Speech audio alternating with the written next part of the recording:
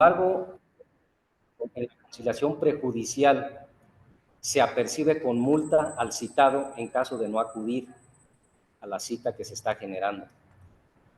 Mucha gente piensa que eso rompe los principios de los mecanismos alternativos, lo cual quiero decirles yo que pudiera ser que sí. Sin embargo, desde mi punto de vista está justificado que haya ese tipo de medios de apremio para lograr hacer efectivo ese derecho humano de las partes de acceder a la justicia alternativa, primeramente en una sede administrativa, previo a llegar a los juzgados laborales. ¿Por qué? Porque si nos remontamos un poco hacia el año 2014, en que se empiezan a gestar diversas mesas de análisis, de trabajo, de investigación, de estudio, por medio del Centro de Investigación y Docencia Económica, en aquel tiempo ordenadas por el Ejecutivo Federal, prácticamente se llegó a la conclusión de que la conciliación, sobre todo en la materia laboral, no estaba siendo bien aprovechada, de tal manera que se le veía como un mero trámite para continuar en el avance del proceso laboral, del juicio laboral.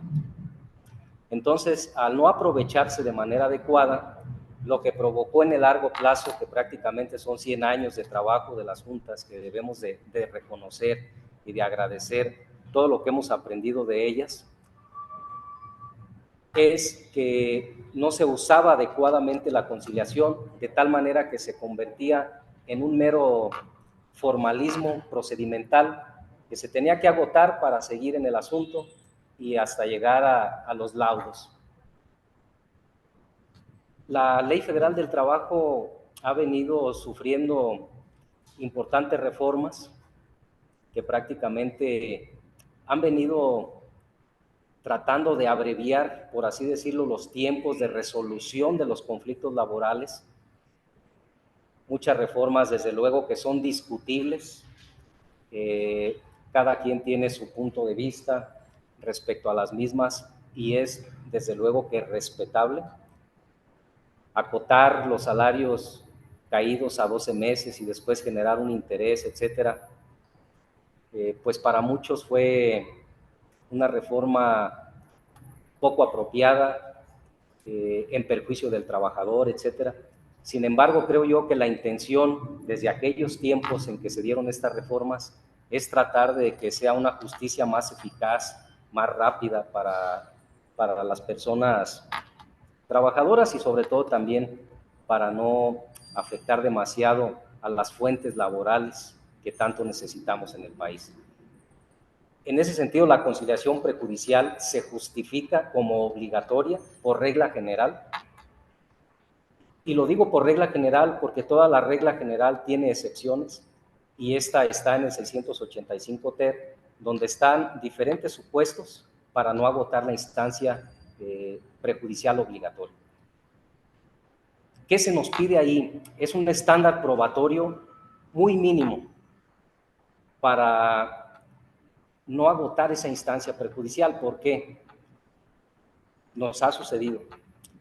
Si llegan las partes y prácticamente no acudieron a la instancia prejudicial y lo que están haciendo es tratar de configurar alguna causa de excepción y esta en un momento dado no se acredita en el juicio, corren un grave riesgo, porque si bien es cierto que la presentación de la demanda interrumpe la prescripción, así como también el procedimiento de conciliación prejudicial, ¿qué pudiera suceder en el caso de una persona que prácticamente a través de alguna falacia inventó un supuesto de excepción a la conciliación prejudicial y realmente esta no se acredita en el juicio correspondiente? Pudiera generar en un momento dado una reposición del procedimiento y que pudiera también afectar a esa parte promovente en un dado caso de que se le tuviera que inadmitir su demanda, etcétera, por no haber agotado ese requisito de procedibilidad para el juicio. Y pues al haber pasado el tiempo, prácticamente sería una persona que enfrentaría la prescripción de sus acciones y de sus derechos. Entonces, es muy importante saber que para no agotar la instancia prejudicial en términos del 685 ter, definitivamente que tenemos que cumplir con un estándar probatorio mínimo de indicios objetivos y razonables que permitan al juzgador advertir que efectivamente se está en uno de esos supuestos, en un contexto de discriminación, etc.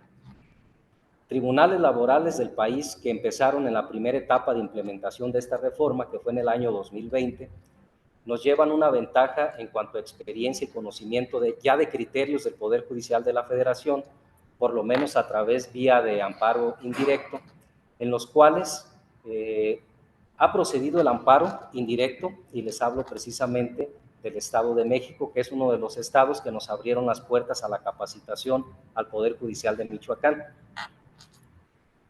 Al inicio, algunos juzgados laborales del Estado de México estaban pidiendo pruebas para acreditar las causas de excepción de la conciliación prejudicial obligatoria.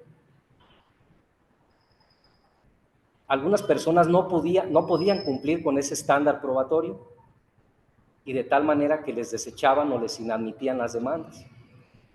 Muchas personas acudieron al amparo, y en el amparo les empezaron a decir los jueces federales que el estándar probatorio que se refiere al 685 ter se basa a través de indicios objetivos y razonables que permitan tener un contexto coherente y congruente de que efectivamente se está dando esa circunstancia, esa causa de excepción, esa discriminación, por razón que sea, etcétera, de tal manera que no se exigen pruebas. En el caso de las mujeres embarazadas, prácticamente decirles que la carga probatoria en ese momento preliminar del proceso, para no agotar la instancia, básicamente se cumple con un certificado médico, que puede ser de cualquier facultativo con cédula profesional.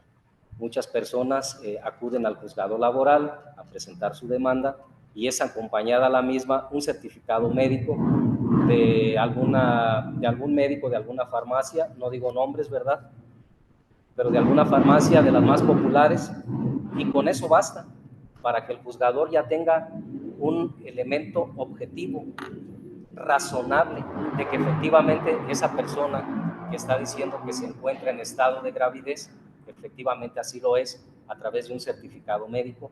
Y créanme que en ese momento preliminar del proceso no estamos pidiendo ni siquiera la comparecencia del facultativo para que ratifique el certificado médico correspondiente. Entonces, la excepción a la conciliación prejudicial es importante conocerla y entenderla. Son contados los casos ahí, que tenemos que entender los abogados, los postulantes, que tenemos que acreditar una carga probatoria mínima en ese momento preliminar de indicios objetivos y razonables. En el Estado de México, el Poder Judicial Federal interpretó esos elementos objetivos razonables como una narrativa coherente y congruente. Por ejemplo, si hay una persona que está presentando una demanda sin agotar la instancia prejudicial, aduciendo que fue motivo de actos de discriminación por cualquier razón, lo que tenemos que analizar los juzgadores es esa demanda, sus hechos, que efectivamente sean congruentes, coherentes con ese acto de discriminación que está señalando.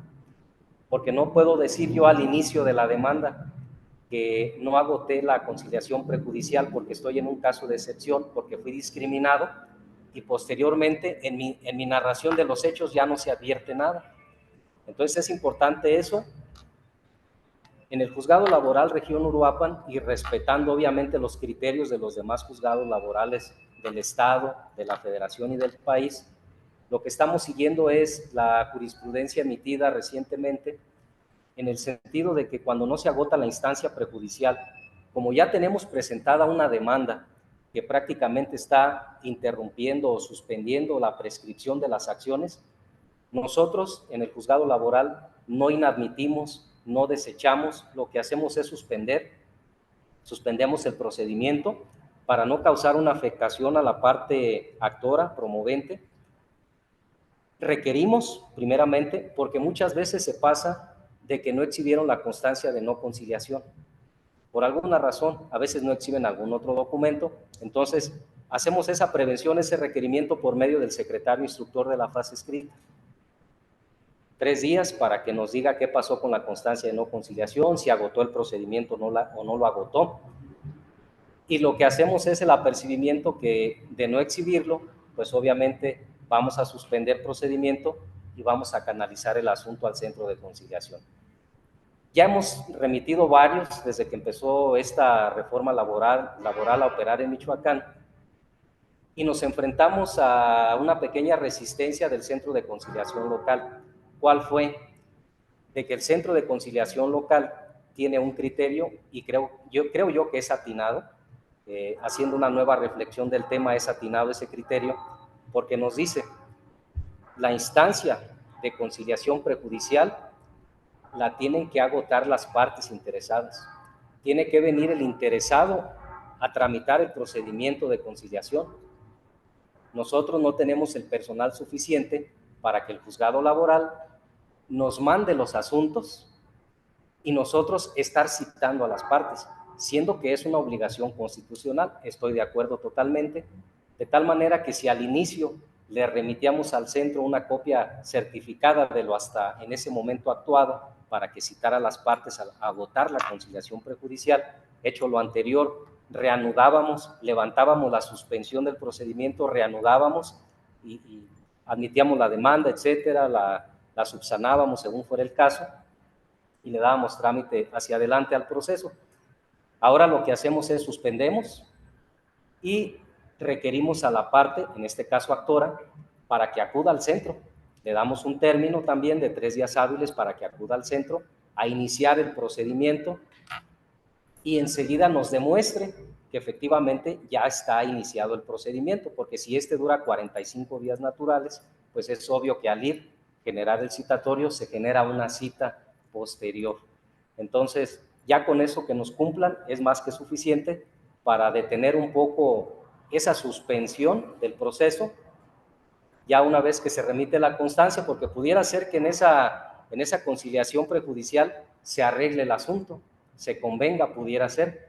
También lo es que no, de tal manera que viene la persona, nos exhibe la constancia de no conciliación y en ese momento el secretario instructor de la fase escrita ya está en condiciones de proceder en términos de ley, admitiendo, previniendo esa demanda. Yo respeto mucho los criterios de los tribunales locales o federales cuando inadmiten una demanda por falta de cumplimiento de alguna prevención que haya hecho el secretario instructor de fase escrita. Considero yo que no es lo apropiado, porque en términos de la Ley Federal del Trabajo, cuando el secretario instructor de la fase escrita, y volteo hacia allá porque aquí está el secretario del juzgado laboral donde yo estoy desempeñando las funciones, cuando el secretario instructor de la fase escrita hace una prevención, él no tiene facultades para desechar o para inadmitir una demanda.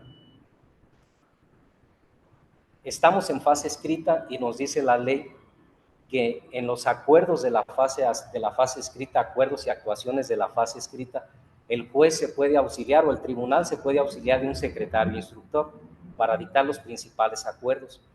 Él puede firmarlos,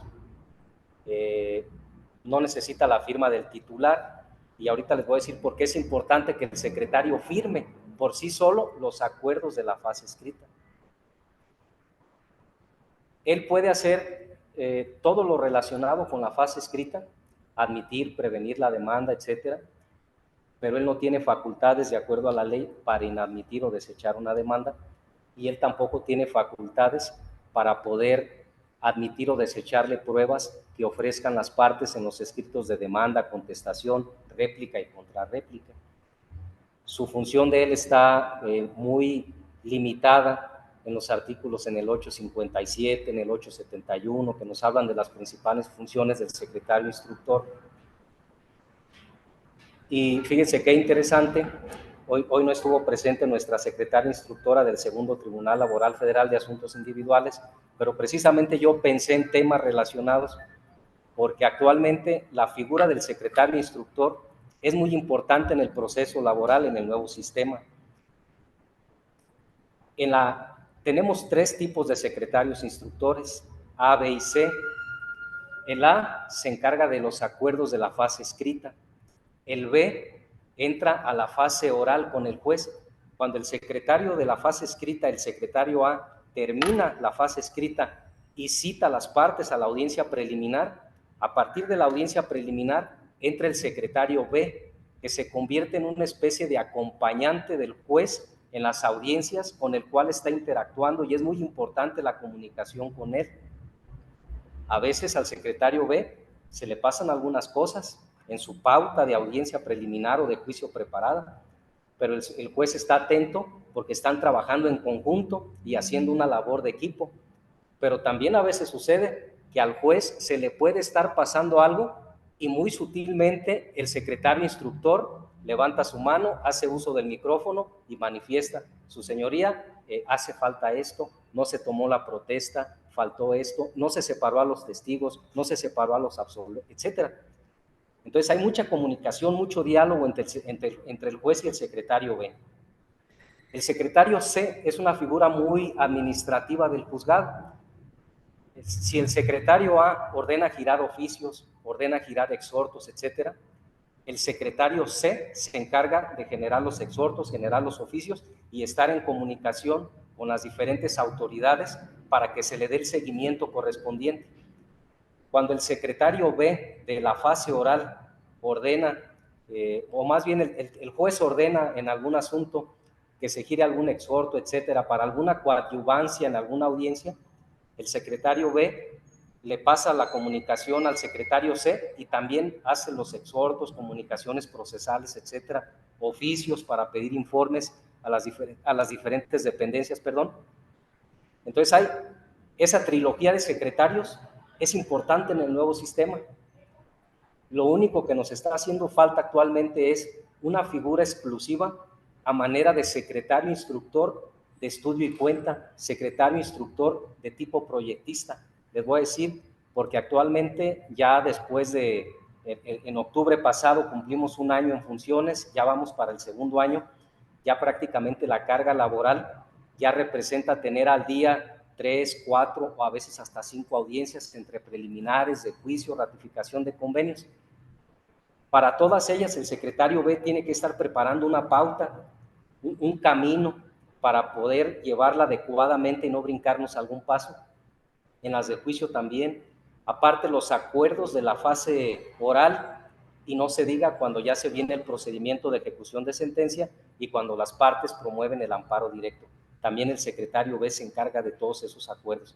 Entonces ya es una figura que nada más tenemos única en el juzgado y que está prácticamente a estas fechas rebasada en cuanto a sus funciones, porque a él también, de acuerdo al organigrama, le atribuyen como facultad o como obligación, más bien dicho, hacer proyectos de sentencia.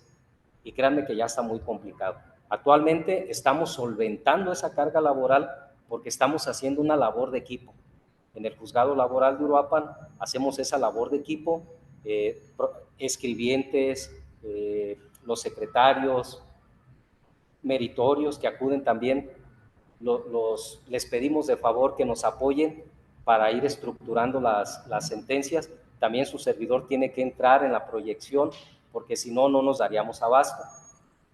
Entonces hace falta una figura más de secretario exclusivamente como proyectista para que auxilie en el dictado de sentencias, avanzar proyectos y poder dictar sentencias. La ley federal está muy bien pensada, está muy bien estructurada, tiene muy buenas intenciones. En el artículo 873, letra J, por ejemplo, vemos que las sentencias se tienen que dictar el día de la audiencia o a más tardar dentro de los 5 días hábiles siguientes. Hemos dictado algunas en la audiencia.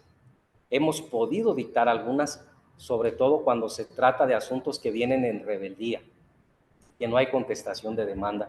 Podemos prepararnos para dictar la sentencia ese mismo día, pero ya cuando tenemos una audiencia de juicio y que se desahogaron algunas pruebas, ya es muy complicado ese mismo día dictar la sentencia, sobre todo porque tendríamos que decretar un receso muy largo y tener a las personas esperando hasta que el juez y el secretario estén revisando el proyecto de la sentencia, afinándolo, hasta poder dictarla ese mismo día. Es muy complicado, sobre todo porque no sabemos qué puede pasar en una audiencia de juicio. Imagínense si dentro de los hechos controvertidos está, por ejemplo, el salario, la jornada, etcétera, y que de repente las pruebas confesionales o testimoniales en la audiencia de juicio nos cambian el panorama. Alguna de las partes reconoce que efectivamente era tal o cual salario, tal o cual jornada, y si nosotros estuvimos prefabricando una sentencia y ahora sí, como quien dice, prejuzgando qué podía pasar eventualmente en la audiencia de juicio, pero si ahí nos cambia el panorama con las pruebas, pues prácticamente ya es difícil, es complicado dictar una sentencia ese mismo día, de tal manera que en asuntos de rebeldía, regularmente sí nos preparamos para el dictado el mismo día. Cuando son asuntos más complejos, más contenciosos, utilizamos a más tardar los 5 días. Por la complejidad de un asunto, sí nos tocó dictar la sentencia en el día 6, en Uruapan, pero es la única.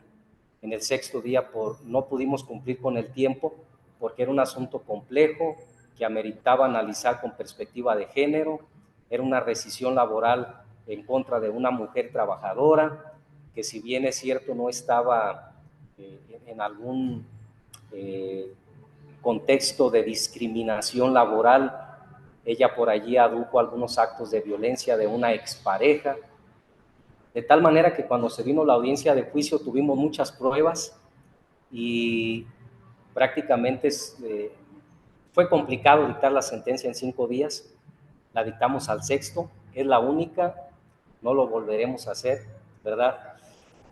Vamos a tratar de cumplir con esta reforma, nos estamos preparando de la mejor manera para hacerlo. Entonces, fase escrita, secretario A. ¿Y por qué es importante el secretario instructor en el nuevo sistema de justicia laboral? Una figura muy relevante que prácticamente para mí es un juez de instrucción, aunque no tenga ese nombramiento. Prácticamente él se va a encargar de toda la fase escrita del procedimiento, además de que el secretario instructor de la fase escrita es el único que tiene las facultades de poder decretar providencias cautelares.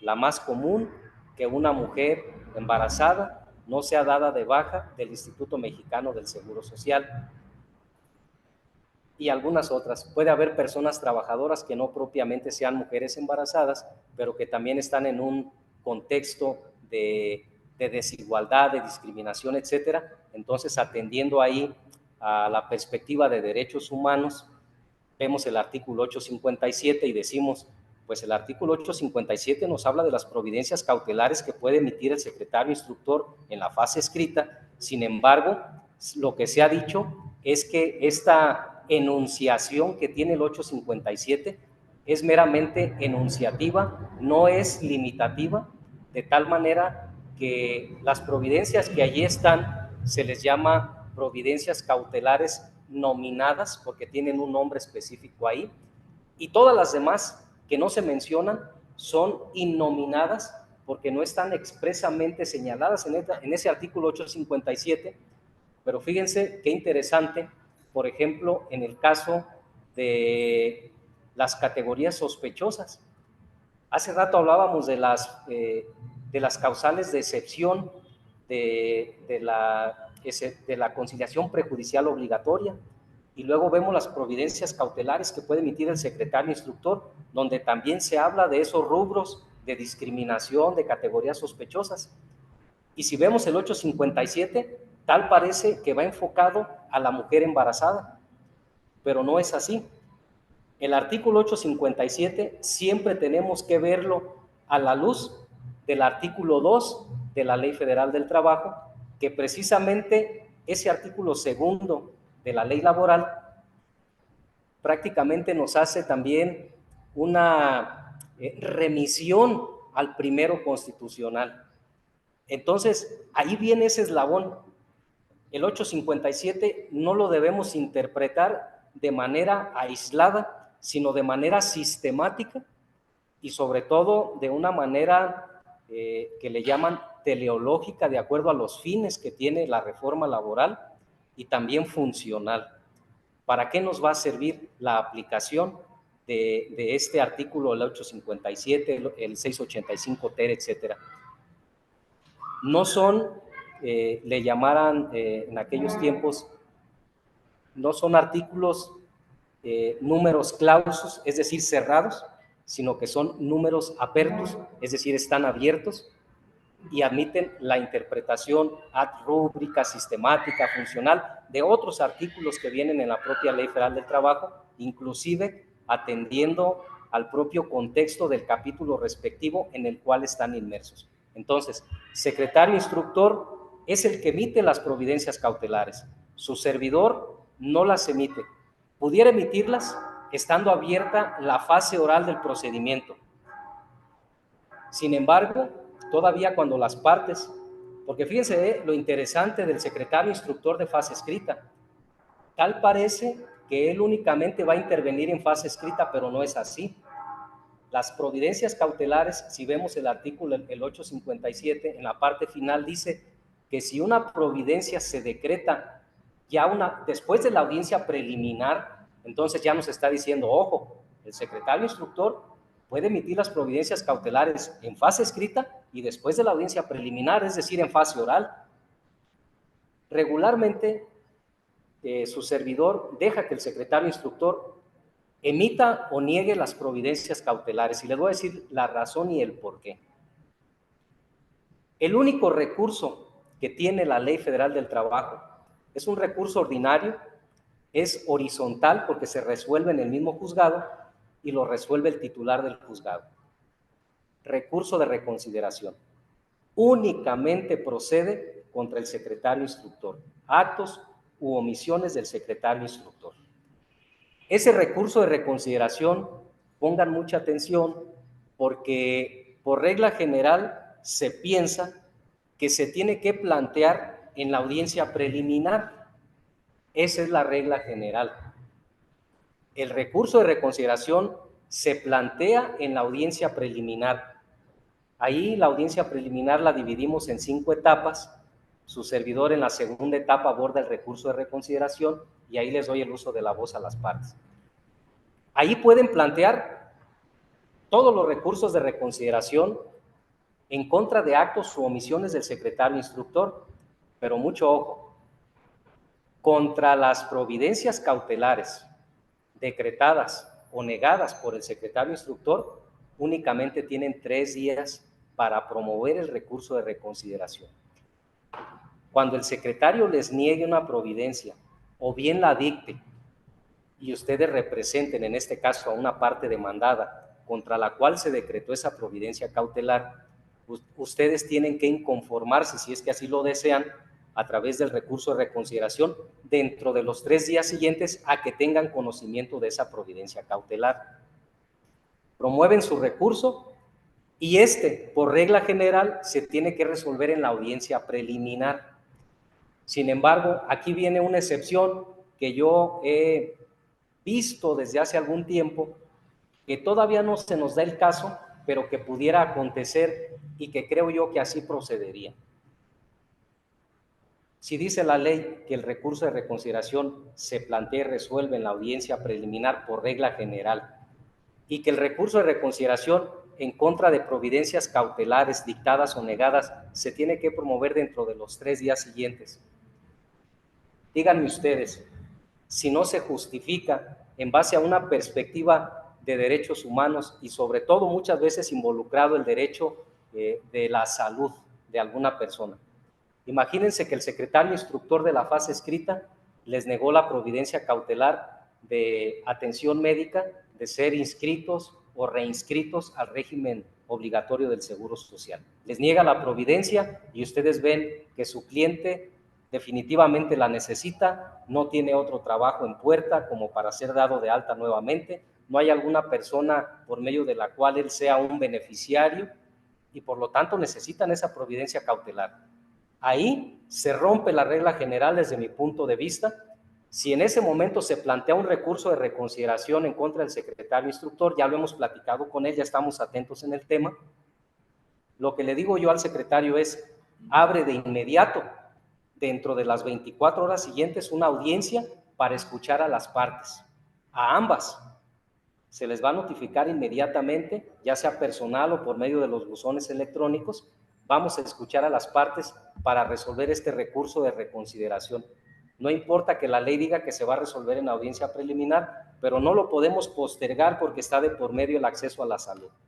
Puede haber algún otro derecho humano involucrado importante también, y creo yo que amerita que el juez atienda ese recurso de reconsideración de una manera más pronta y efectiva para escuchar a las partes. Entonces, ¿por qué es importante que el secretario firme los acuerdos de la fase escrita y también dicte o niegue las medidas cautelares o providencias cautelares?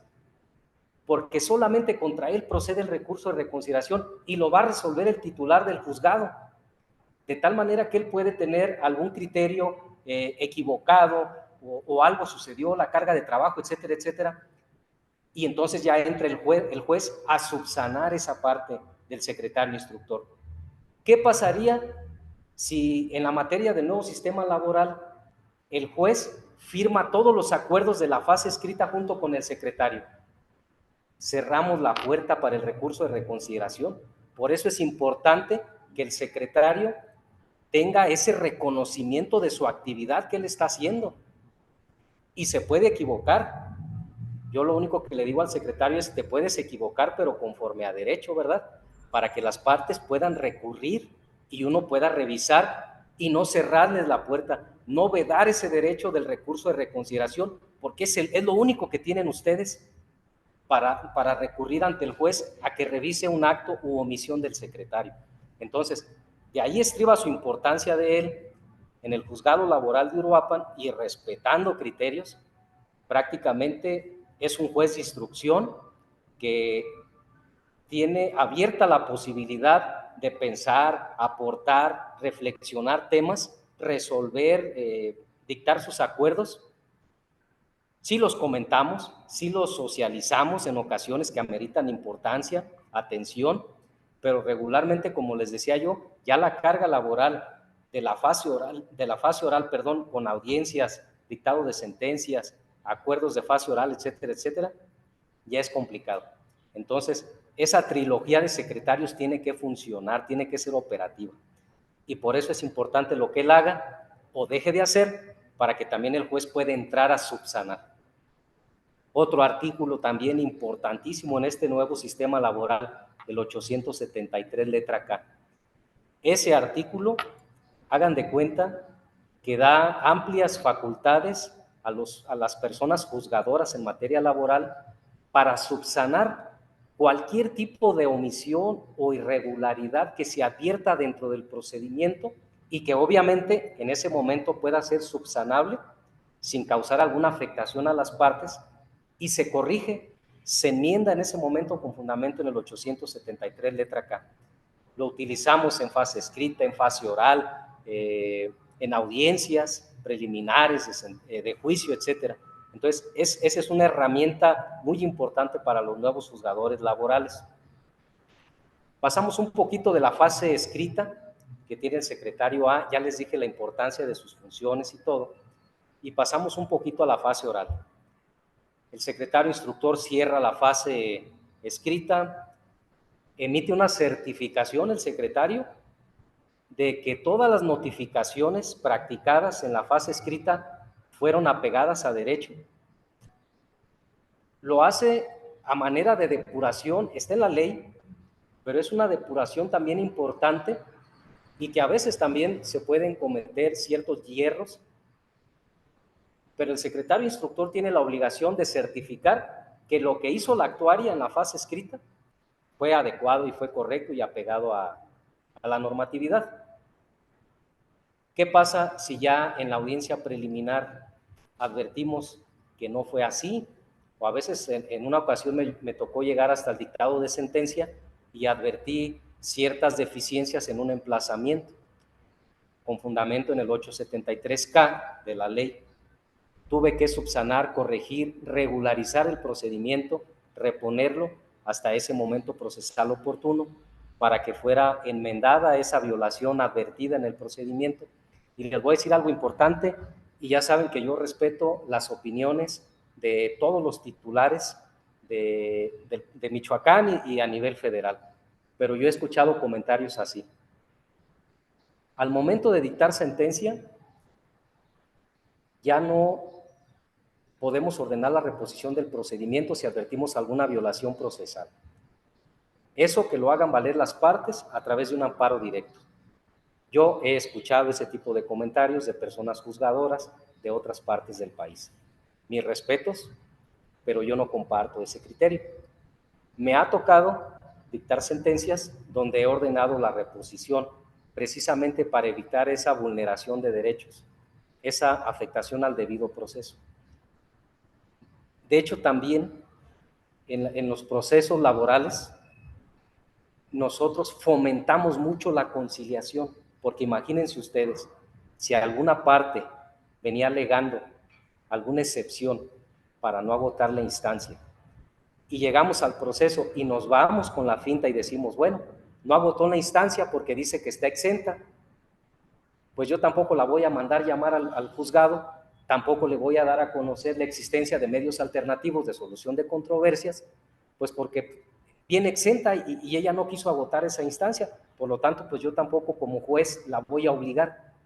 Grave error, porque imagínense ustedes que ese asunto llegue a la sentencia y después al amparo directo, y donde un tribunal colegiado advierta que no se agotó la instancia prejudicial, que tal vez no se acreditó esa causa de excepción y que también el juzgado laboral nunca invitó a las partes a una audiencia para darles a conocer la existencia de mecanismos alternativos.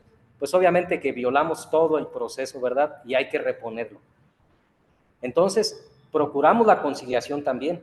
Los invitamos y así queda en constancia desde la fase escrita, después en la fase oral, previo a abrir cada una de las etapas de la audiencia preliminar o incluso de las de juicio. Su servidor decreta un breve receso. Antes les pedía permiso a las partes porque era una manera de invitación, de exhortación a la conciliación, pero luego con muchas partes me decían que no y yo continuaba con la audiencia. Ya después dije, no, ya voy a cambiar de técnica. Ahora lo que hago es, con fundamento en el 17 constitucional, 33, 685, que habla de los principios, y en el 873K, que nos dice que debemos de fomentar la conciliación, en este momento se decreta un breve receso para darles a conocer a las partes la existencia de medios alternativos de solución de controversias. Secretario, suspenda videograbación. Se suspende y ya en ese momento abordo el tema. Antes les pedía permiso y no se dejaban. Todavía venían con la cultura de litigio. Entonces ahora por lo menos les digo, miren, por lo menos quiero cumplir con el mandato constitucional para que después no me repongan un proceso. Los voy a invitar, les voy a dar a conocer los medios alternativos. Si ustedes quieren acceder a ellos, adelante. Y si no, pues también se los agradezco por haberme escuchado. Ya quedó en la constancia de que se les hizo del conocimiento. Pueden acceder a ellos en cualquier momento y avanzamos, ¿verdad? Entonces, en esta audiencia preliminar es muy importante para todos ustedes, sobre todo para quienes postulan. Es muy importante porque cuando empezamos con este nuevo sistema, sí daban los tiempos como para poder explicarle a las partes en qué consistía cada uno de los principios o en qué consistía cada una de las etapas.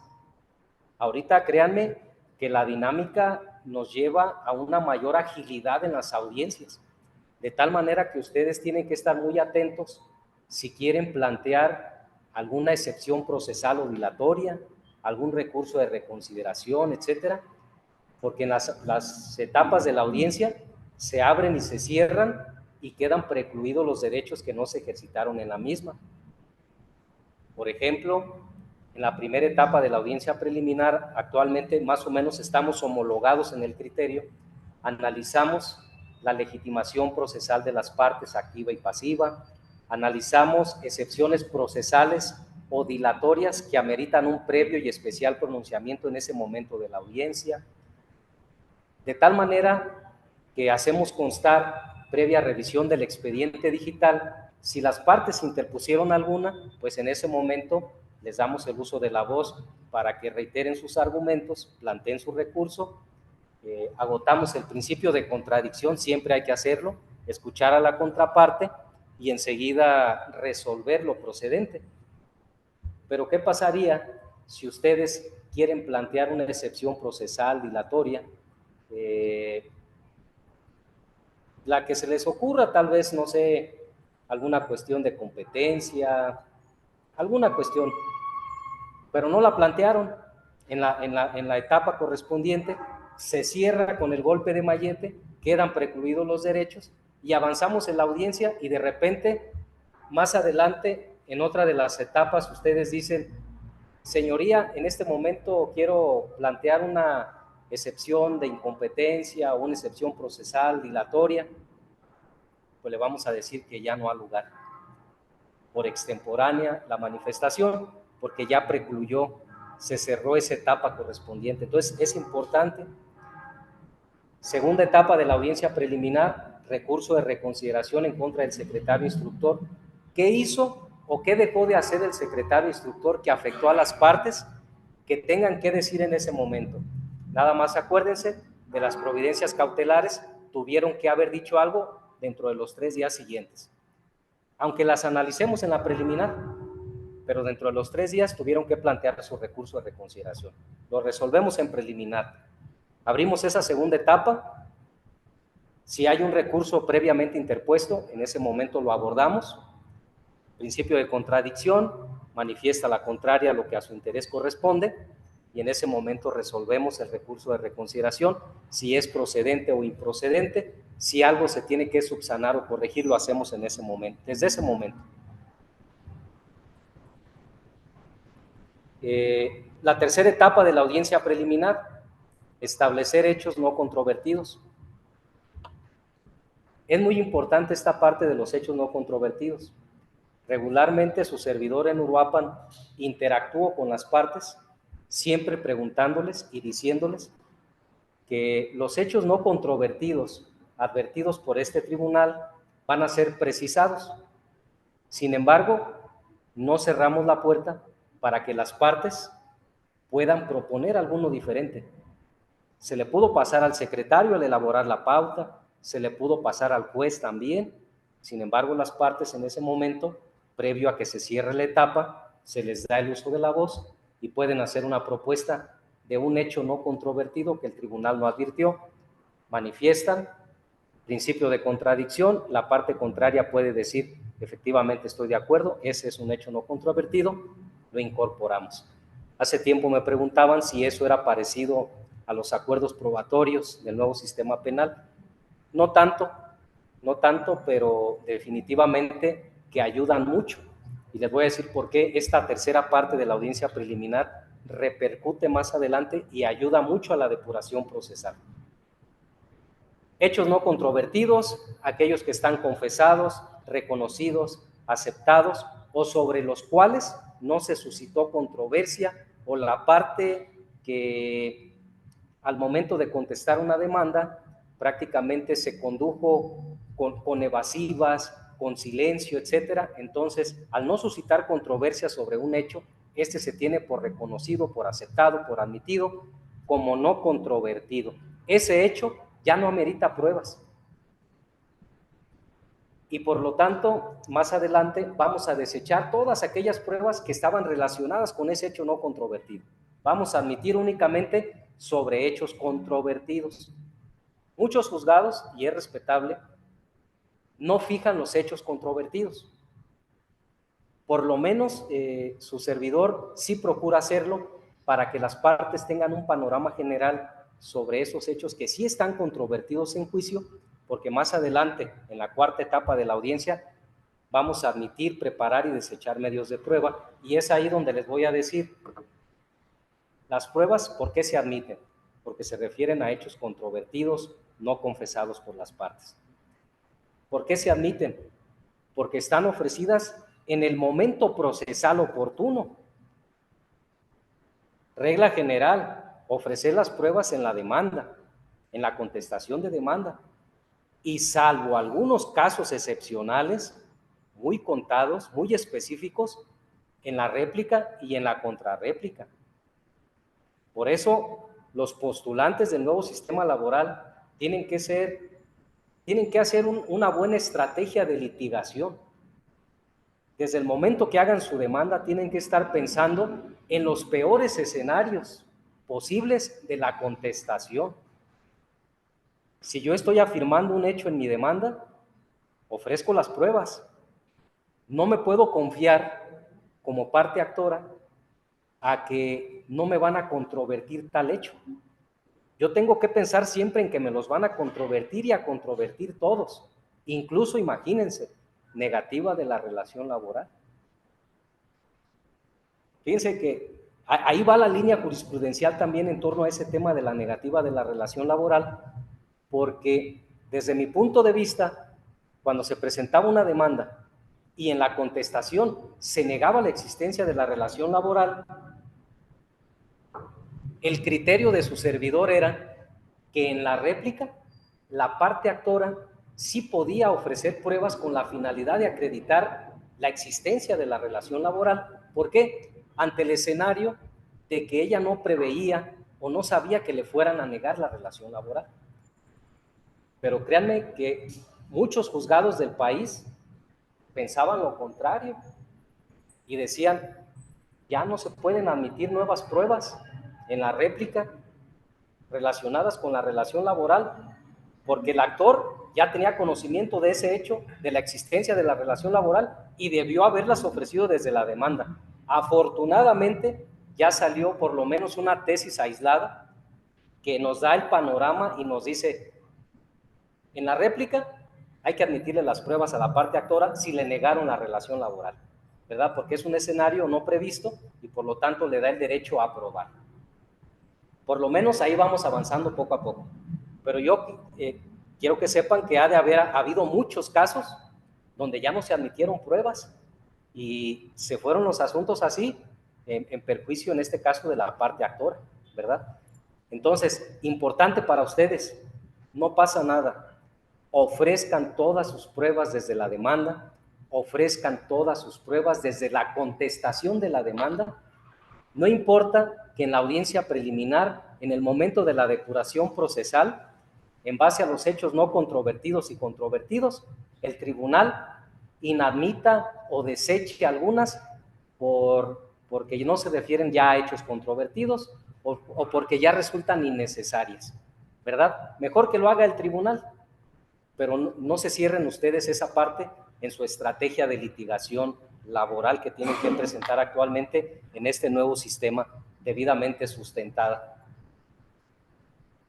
Pasamos de la tercera etapa de la audiencia preliminar, que era de los hechos controvertidos y no controvertidos, y pasamos a la cuarta para admitir, preparar y desechar medios de prueba. En ese momento, el juez les va a decir a las partes, vamos a admitir pruebas sobre hechos controvertidos, que no estén confesados o reconocidos, que hayan sido ofrecidas en el momento procesal oportuno, que es lo que les decía, escritos de contestación, de demanda, contestación, excepcionalmente réplica y contrarréplica, puede haber prueba superviniente también, que se puede admitir, ¿verdad? Entonces, hay que estar atento a todo eso para poderlas admitir en base a esa depuración procesal que ya hicimos de hechos no controvertidos y controvertidos. ¿Para qué?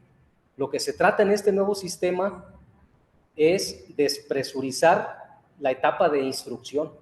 Cuando se llegue la audiencia de juicio, ya sobre ese panorama que tenemos, sobre esa brújula de hechos que están debidamente aceptados por las partes, que ya no ameritan una prueba, prácticamente las pruebas que se desahoguen se centren sobre los hechos verdaderamente controvertidos y prácticamente las confesionales o testimoniales en breve término concluyan para que ya se cierre la etapa de instrucción, se abra la de alegatos y se esté en condiciones de poder dictar sentencia, si el mismo día la audiencia se puede adelante y si no dentro de los 5 días siguientes.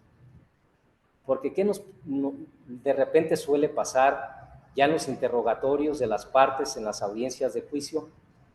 Por ejemplo, yo sí procuro luego recordarles un poco a las partes en la audiencia de juicio, previo al desahogo de las pruebas, haciéndoles un pequeño refresco de memoria y diciéndoles, recuerden las partes, que hechos controvertidos en este juicio son tal, tal y tal. Y ya con eso como que los centro verdaderamente a lo importante, porque por ejemplo, si ya se presentan en la audiencia de juicio, donde se reconoció la relación laboral, condiciones de trabajo, etcétera, etcétera, etcétera, y lo único que está en controversia es si fue un despido o si, como lo dice el patrón, el demandado, la persona dejó de presentarse a laborar o renunció, etcétera. Imagínense ya ustedes el interrogatorio, es hasta cansado para todos que en una audiencia de juicio ustedes se presenten y empiecen a interrogar a la parte demandada diciendo, ¿conoce usted al actor fulano? ¿Desde cuándo tiene trabajando con usted?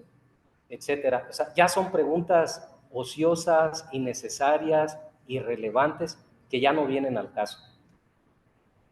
Regularmente en las audiencias de juicio, para abreviarlas, estamos procurando los juzgadores hacer, como este nuevo sistema ya es un poco diferente al sistema tradicional de juntas, donde se calificaba previamente de manera rigurosa los pliegos de posiciones, ahora es un interrogatorio prácticamente abierto, ¿verdad?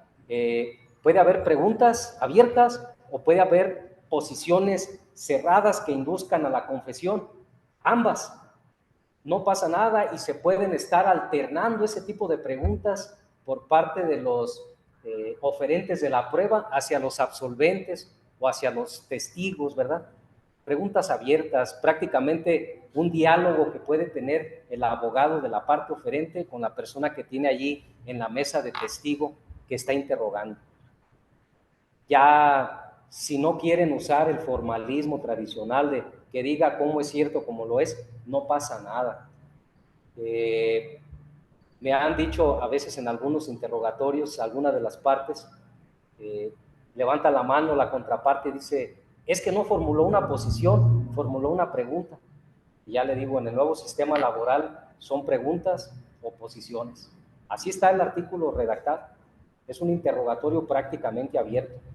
También me han dicho en ocasiones, señoría, solicito que no se califique de legal el contrainterrogatorio porque no se está refiriendo a las respuestas que dio el absolvente el testigo. Y ya le digo yo a la persona, en este nuevo sistema de justicia laboral, el interrogatorio y el contrainterrogatorio, que no se le denomina así, es abierto también. Él puede preguntar lo que desee conocer de esa fuente de información, que es el testigo en ese momento, ese órgano de prueba. Entonces, ya no se cierren ustedes en esa estructura tan rígida, tan formal de las confesionales o de las testimoniales, como en el sistema tradicional. Actualmente es un interrogatorio muy fluido, muy abierto, y de hecho la mayoría de los juzgadores, por economía procesal, por agilidad procesal, lo que estamos haciendo es lo siguiente: ya está el absolvente ahí, ya está el testigo, le damos el uso de la voz al oferente de la prueba para que formule su interrogatorio y le decimos así: implícitamente el interrogatorio se califica de legal para darle fluidez a la audiencia y a las respuestas del absolvente o del testigo, salvo que hubiera alguna objeción de la contraparte. Le pedimos al testigo, al absolvente, que detenga su respuesta para calificar previamente.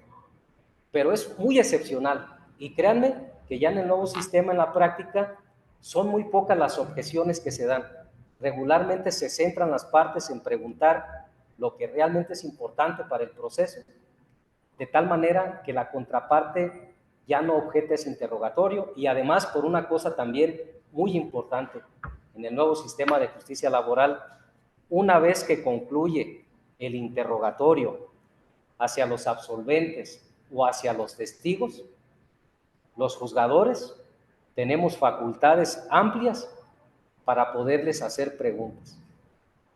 A veces son esas preguntas las que nos dan la luz para resolver la litis, el fondo del asunto.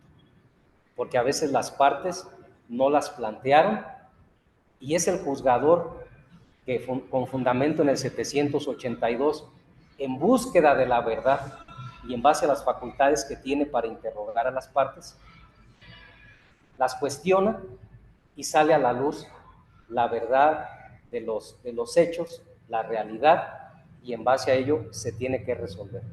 Entonces, es importantísimo este nuevo sistema porque le da muchas facultades a los juzgadores, también a los secretarios instructores, para poder llevar a cabo un procedimiento ágil, sencillo, práctico, para poder resolver conflictos. Prácticamente después de la cuarta etapa de audiencia preliminar, se abre la quinta, que es únicamente para señalar hora y fecha de la audiencia de juicio. Cómo estamos llevando a cabo muchas pruebas en el nuevo sistema laboral, por ejemplo, la prueba de inspección de documentos, que está obligado a conservar un patrón a que se refieren los artículos 804 y 784 de la ley, se lleva a cabo de manera tradicional. Señalamos hora y fecha para inspección de documentos, donde requerimos a la parte patronal para que los exhiba ante el juzgado. La inspección en el nuevo sistema laboral, por regla general, es en las propias instalaciones del juzgado. Salvo algunos casos de excepción, la podemos decretar en la fuente de trabajo, etcétera, en algún otro lugar. Pero por regla general es ahí donde se manda a citar a las partes para inspeccionar documentos, etcétera. Señalamos hora y fecha de la manera tradicional y ante el secretario instructor, en este caso ya es el B, que está en la fase oral. Eso en cuanto a la prueba de inspección de documentos. Cuando nos ofrecen una prueba pericial, donde se tienen que tomar muestras caligráficas a alguna persona, aquí la situación, por las necesidades que tenemos actualmente en el Poder Judicial del Estado, donde únicamente contamos con un perito en esas materias de grafoscopía y documentoscopía, la cual está en Morelia. Curiosamente, en Uruapan y en Zamora, Michoacán, lo que estamos haciendo es que abrimos una audiencia videograbada donde está presente el juez, el secretario instructor, y donde comparecen las partes, los abogados, y también comparece la persona que va a emitir las pruebas caligráficas, esa toma de muestras. Y lo que estamos haciendo es, también con fundamento en la ley, porque así está permitido, la perito se conecta vía remota y es la perito que está en Morelia la que conduce la audiencia de toma de muestras, de tal manera que ella va dirigiendo a la persona lo que quiere que escriba, lo que quiere que redacte, lo que quiere que firme. Concluida esa audiencia de toma de muestras, lo que hacemos es embalar esos documentos, los embalamos, los protegemos, también metemos en ese sobre el documento o documentos dubitados, indubitados también, los sellamos y todos firmamos en la pestaña que se adhiere, todos firmamos ahí, abarcando las dos pestañas, para que no haya ninguna alteración, porque esos documentos se los vamos a remitir al perito por medio de la valija o el correo oficial del Supremo Tribunal de Justicia del Estado, para que ella, acá en Morelia, emita su dictamen. Emite el dictamen, nos lo manda por medio del buzón electrónico o el correo electrónico institucional, se pone a la vista de las partes y el día de la audiencia de juicio, la perito produce su dictamen también en audiencia, de tal manera que ahí va a dar respuesta a todos los cuestionamientos que hayan hecho las partes. Para que la prueba pericial en el nuevo sistema les sea admitida, basta con que se ofrezca, se exhiba el cuestionario y se exhiba también una copia de traslado para la contraparte. Entonces, actualmente la designación del perito le corresponde al tribunal. Ya no son los peritos de las partes, ya no existe el perito tercero en discordia, es el perito único designado por el tribunal el que va a emitir su dictamen, su opinión pericial en determinada ciencia o arte para esclarecer los hechos que las partes pretenden se esclarezcan, se clarifiquen. Estamos padeciendo la falta de peritos. ¿Qué estamos haciendo actualmente cuando nos ofrecen peritajes de otras materias? Por ejemplo, es muy socorrida en la materia laboral los dictámenes de medicina del trabajo, salud en el trabajo, por algún riesgo de trabajo. Ahí lo que estamos haciendo es pedir el apoyo de las instituciones oficiales como el Instituto Mexicano del Seguro Social, etcétera, pero de repente nos manifiestan que no cuentan con peritos, de tal manera que ahí sí se complica el panorama, porque el peritaje tiene que correr a cargo del Supremo Tribunal de Justicia y tiene que pagar el mismo. Yo siempre hago mucho hincapié y llamo mucho a la reflexión a las partes cuando plantean una pericial, sobre todo cuando esta pericial veo yo, de acuerdo a los hechos controvertidos y no controvertidos, que pudiera ser innecesaria. Les hago ese llamado a las partes para que entiendan, comprendan que es un gasto innecesario que en un momento dado va a erogar el Supremo Tribunal de Justicia del Estado, y desde luego, ¿verdad?, sin que suene a manera de intimidación, pues prácticamente decirles que se acuerden las partes que tenemos actuaciones notoriamente improcedentes, cuando manifestamos hechos que no están apegados a la realidad, con los cuales pretendemos ofrecer pruebas que le van a generar un gasto al Estado, y creo yo que es una manera como que de llamar a la conciencia a las partes, en el sentido de que a veces es innecesaria alguna prueba. A manera de comentario, resolvimos hace días un caso de un trabajador de Uruapan que desde su demanda manifiesta que él fue discriminado por condiciones de salud, porque dice que él desde hace muchos años tiene una bala alojada en el interior de su cabeza. Fue rescindido de la relación laboral porque tuvo 2 riñas con compañeros de trabajo. Le levantaron las actas y le rescindieron la relación laboral. Entonces, pues él presentó la demanda por despido injustificado y la contraparte planteó la excepción, manifestando que no fue un despido injustificado, fue una rescisión justificada por causas imputables al trabajador. El trabajador decía, es que yo tengo una bala en la cabeza y por esa razón me discriminan siempre. Y ofreció una prueba pericial para acreditar que tenía una bala en su cabeza. Entonces, desde la fase escrita, nosotros siempre con el secretario instructor,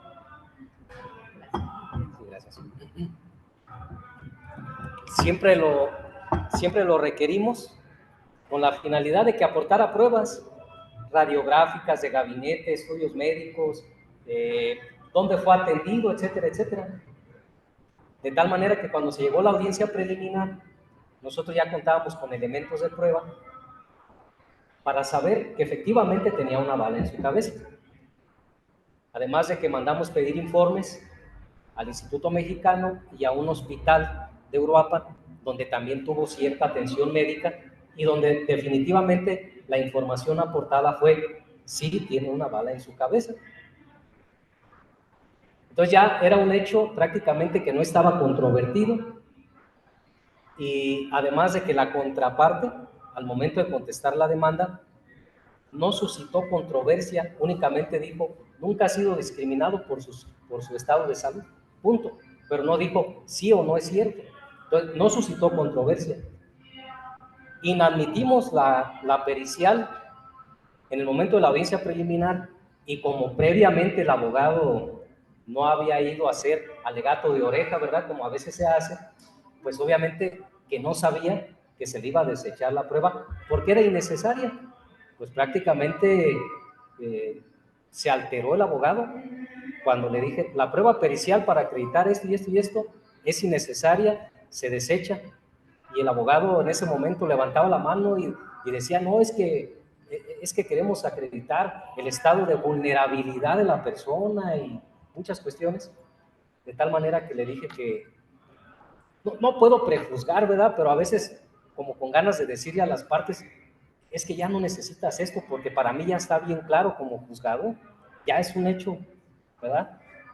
Que no necesita prueba, pero bueno, hay que ser muy cuidadosos, porque tenemos ahí pues a las dos partes, y también a otra pudiera en algún momento dado decir, oiga señoría, ¿por qué está diciendo algo que compromete su parcialidad, su imparcialidad o algo, ¿verdad? Entonces hay que ser muy cuidadosos. Pues ya yo nomás se la deseché, ya después de la audiencia ya le expliqué por qué.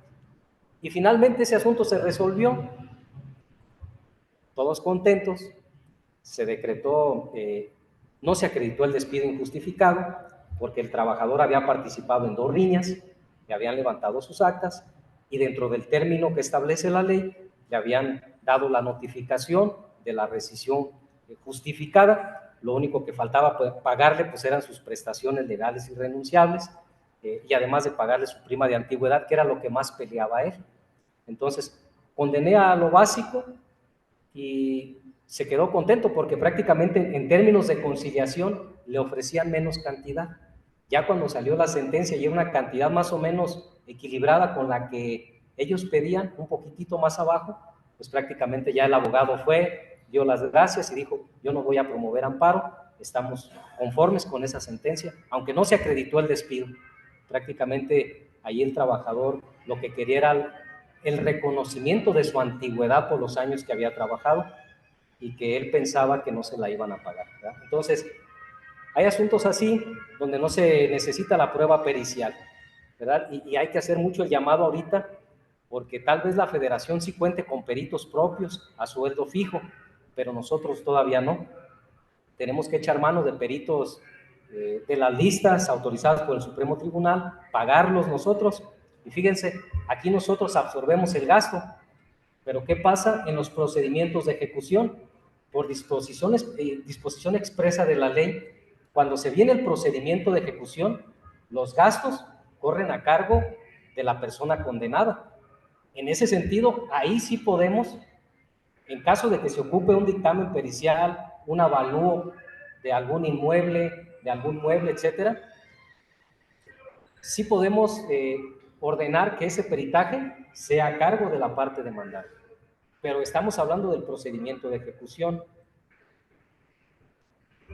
En base a este estado de necesidad de peritos que ha pasado en muchas partes del país, de repente las juezas y jueces laborales admiten la prueba pericial y dicen que el peritaje lo van a pagar ambas partes, o dicen que el peritaje lo va a pagar la parte oferente. Créanme que eso es totalmente improcedente, está fuera de la legalidad de lo que marca el nuevo proceso, y pues prácticamente ustedes ahí pueden irse al amparo, ¿verdad? Para pedir ese principio de gratuidad del peritaje, que así debe de ser en este nuevo sistema laboral. Apegarse mucho a los principios que marca el 685 de la ley. El principio de veracidad es importantísimo. Nunca dejen de darle una repasada a los artículos 48 y 48 bis de la ley, que nos hablan de las actuaciones notoriamente improcedentes. Y también decirles que los operadores del sistema también estamos siendo sometidos constantemente a una revisión para apegarnos a los principios de legalidad, imparcialidad que deben de imperar en este nuevo sistema laboral. Entonces, es un sistema cimentado en la buena fe y en la lealtad procesal. Siempre que se ratifica un convenio en el juzgado laboral donde yo estoy a cargo, siempre les digo a las partes, una vez sancionado el convenio, yo siempre lo sanciono en audiencia, abro una audiencia.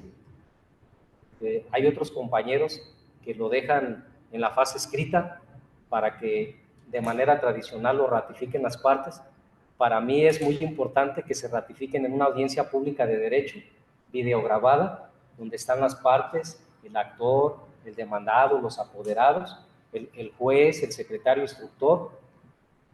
La conciliadora del juzgado les apoya en elaborar el convenio escrito, lo firman, se presenta, pero qué importante que se ratifique en audiencia, porque las partes se van más conformes. Muchos trabajadores han manifestado esa confianza. Dicen, pues me voy confiado de que el convenio se ratificó ante la presencia del juez. El juez lo sancionó, el juez lo elevó a la categoría de sentencia con valor de cosa juzgada. El juez dijo que no había cláusulas contrarias a la moral, al derecho ni a las buenas costumbres. El juez dijo que no había una cláusula que represente renuncia de derechos a la parte trabajadora. El juez dijo que en la fecha indicada se tiene que cumplir el convenio, ya que de no ser así, se va a generar la pena convencional de un día de salario por cada día de incumplimiento. Y además el juez dijo que este convenio se tiene que cumplir bajo los principios de buena fe y de lealtad procesal. Y por lo tanto, me voy conforme de que se hizo justicia, la que esperaba. Muchos asuntos así concluyen, aunque ya estemos en audiencias preliminar o de juicio, otros en la fase escrita, pero siempre los pasamos a ratificación en audiencia, ¿verdad? Cuando no está presente el trabajador, ahí sí tenemos una ligera controversia con algunos juzgados. Mientras unos juzgados dicen, si no está el trabajador, yo no sanciono el convenio, así lo dicen. Nosotros en la región Uruapan procuramos, si no está presente el trabajador, le pedimos a las partes que ese día por lo menos esté disponible vía remota para generar una liga de comunicación y enlazarlo en una videoconferencia a la sala de audiencias del juzgado, de tal manera que el trabajador sí esté presente vía remota y le pueda preguntar si está de acuerdo con el convenio, y obviamente por regla general o de manera general dicen que sí. Cuando a veces eso se complica, lo que hacemos o lo que hace su servidor es preguntarle al abogado que representa al actor, abogado, bajo protesta de decir verdad, ¿su cliente está de acuerdo con este convenio? Si el abogado me dice, sí, su señoría, está de acuerdo, tan es así que previo a firmar el convenio su servidor, aparte de que tengo facultades expresas en la carta poder o en el instrumento notarial que se me dio, yo me comuniqué vía telefónica con el trabajador, me dice que está de acuerdo y nos comprometemos a que el día que venga él a recibir el pago o el primer pago, si es que van a ser varios, en ese momento, en el recibo que se genera, ahí va la manifestación del trabajador que ratifica en todas y cada una de sus partes el convenio celebrado por su abogado, en el cual no estuvo presente, pero que sin embargo está totalmente de acuerdo en el mismo. Hasta el momento no hemos tenido ninguna problemática, ninguna vicisitud que se nos presente en torno a la ratificación de convenios de esa manera. En otras partes sí les están pidiendo que vaya personalmente el trabajador. Nosotros estamos tratando de aplicar y darle vida a todos los principios que están en el 685. Véanlos y son una maravilla, todos ellos. Hemos tenido audiencias vía remota, conciliaciones vía remota, hemos desahogado pruebas vía remota, donde el juzgado laboral de Uruapan está presidiendo la audiencia de pruebas, está dirigiendo el debate y únicamente, por ejemplo, en Lázaro Cárdenas o en Guanajuato, compareció una persona a absolver posiciones a un juzgado, ¿verdad? Eso sí tengan bien en cuenta porque ya pasó en una ocasión. Un abogado en una audiencia de juicio se conectó vía remota y le dijo a su cliente, conéctese vía remota también. Era el actor trabajador e iba a ser absolvente en una prueba confesional. Pues desde que se conectó, vimos con el secretario instructor que estaba haciendo mal su abogado. Cuando se llegó el momento procesal oportuno, el abogado quería que lleváramos a cabo la prueba confesional a cargo de su cliente, estando conectado él, yo creo que desde su casa o desde algún ciber. Le dije, abogado, así no son las reglas del proceso. Su cliente, primero que nada, usted tuvo que solicitar, porque su cliente era de Lázaro Cárdenas, usted tuvo que solicitar que se autorizara a su cliente una comparecencia por medio de exhorto a un juzgado laboral, perdón, a un juzgado de primera instancia, en este caso de Lázaro Cárdenas. La persona comparece allá, desde el juzgado le tomamos la protesta, datos generales, etcétera, se da fluidez al interrogatorio, de tal manera que allá no molestamos a todo el juzgado, no molestamos al juez, únicamente le pedimos en los exhortos que nos apoye con una persona con fe pública, que puede ser una secretaria de acuerdos o una actuaria. Es suficiente para que lo tengan en la sala de audiencia sentada la persona. Si son varios, nada más que nos apoyen en la separación, que no se comuniquen entre sí, etcétera.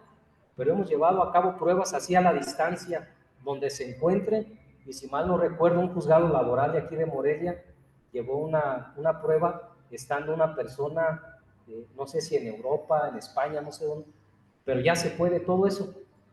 Esta ley federal del trabajo que tenemos, que es del 1 de mayo del 2019, se anticipó a la pandemia y a muchas cuestiones que pudieran avecinarse.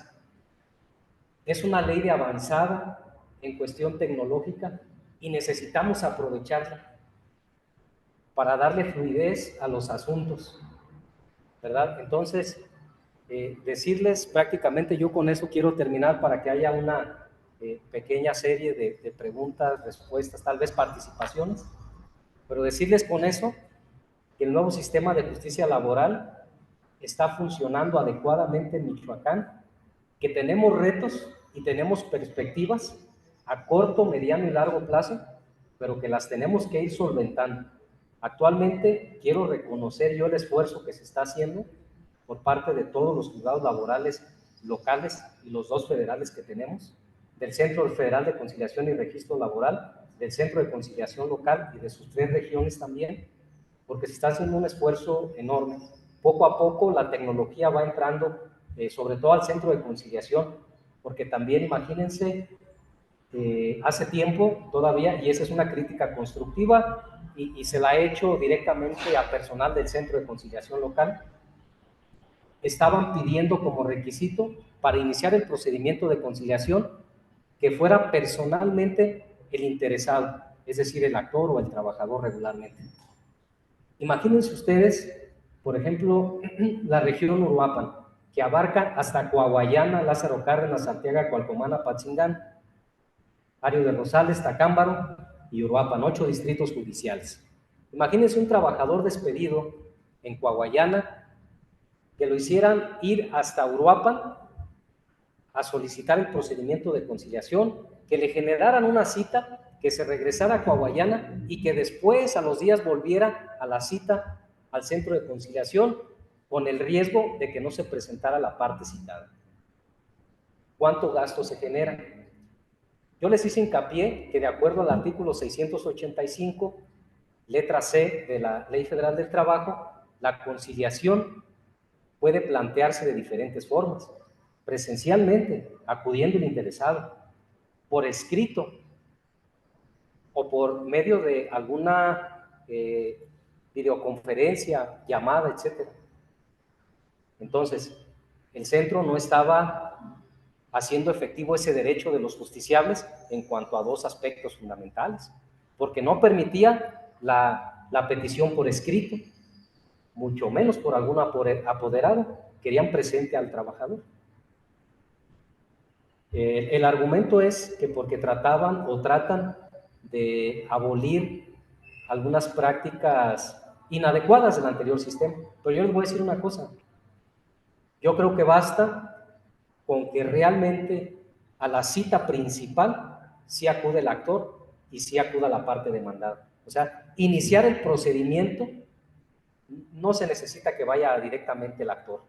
Pudiera ser de las otras maneras, que son 3 que les decía, pero ya al momento de la cita, para conocer el mecanismo, etcétera, sí es importante que vaya el actor y el demandado para que puedan tener un diálogo constructivo entre ellos, que regularmente ahí los abogados pues no son prácticamente abogados, son personas como acompañantes de confianza únicamente, que yo digo que está bien que vayan porque le dan respaldo a las personas y sobre todo porque hay que entender que el trabajo del abogado litigante es importante y le da respaldo a las personas que representan. Entonces, con lo anterior, yo termino. Hay muchos temas que platicar, hay muchas reflexiones que hacer, pero créanme que vamos por buen camino, nada más no hay que aflojar, me refiero a nosotros también, y ustedes procurar siempre ser más asertivos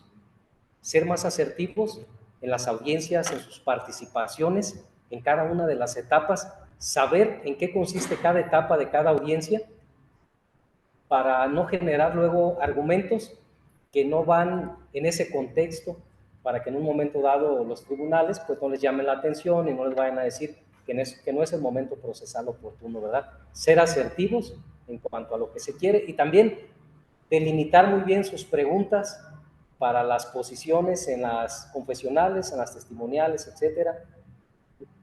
La prueba pericial, buscar la manera, cuando se necesite, pues adelante, y cuando no sea necesaria, pues tratar de obviarla para no desgastar al tribunal. Muchas gracias.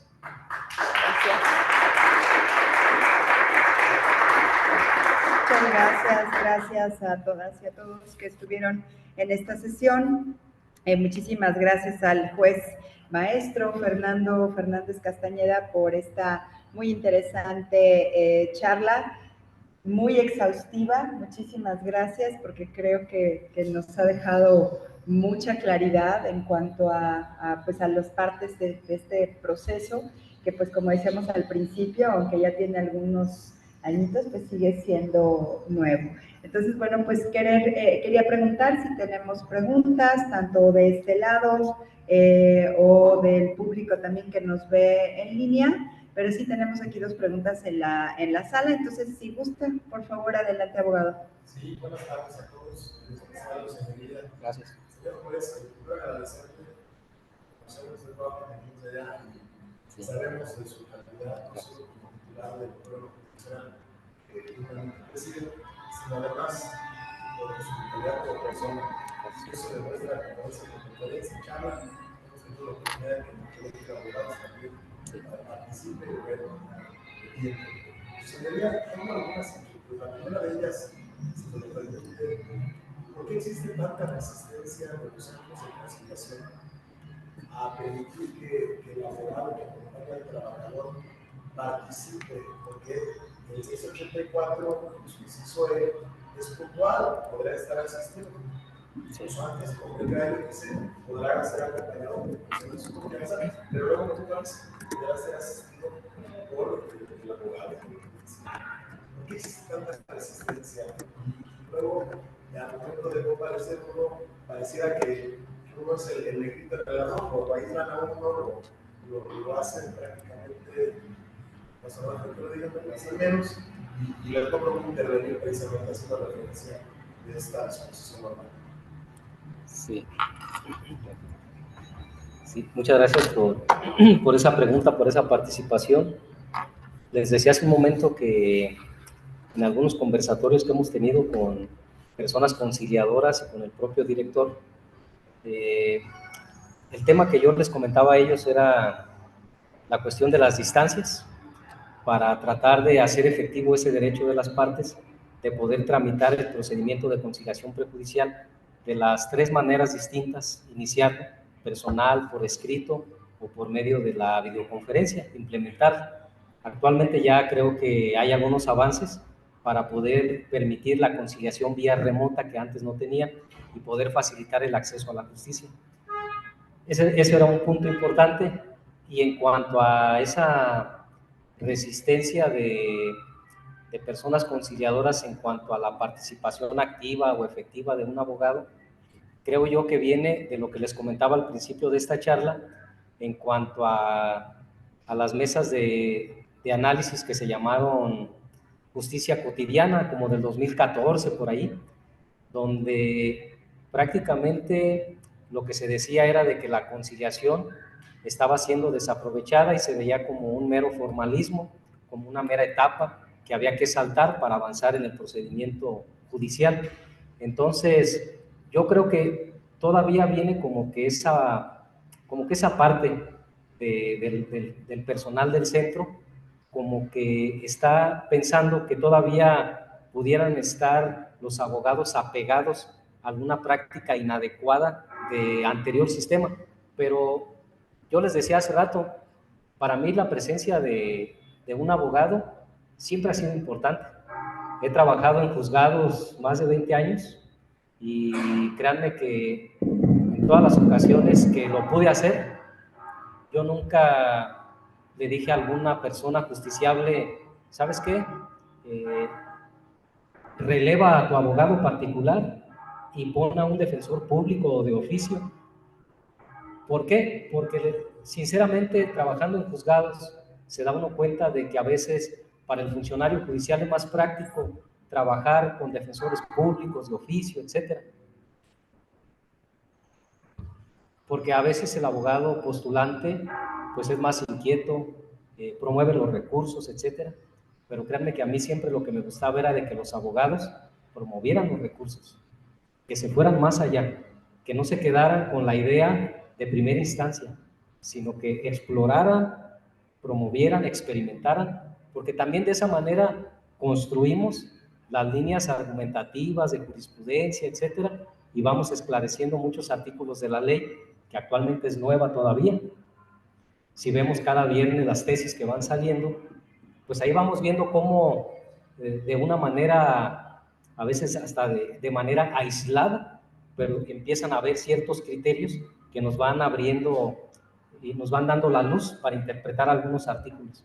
Entonces, para mí es importante la participación de los abogados desde la fase de conciliación prejudicial, aunque ésta se desenvuelva en una sede administrativa y no judicial, y que tal vez por eso no se les admite en ese momento como apoderados o como representantes de las partes, sino como personas de confianza. Pero sin embargo, su argumento final va a ser decisivo. ¿Por qué?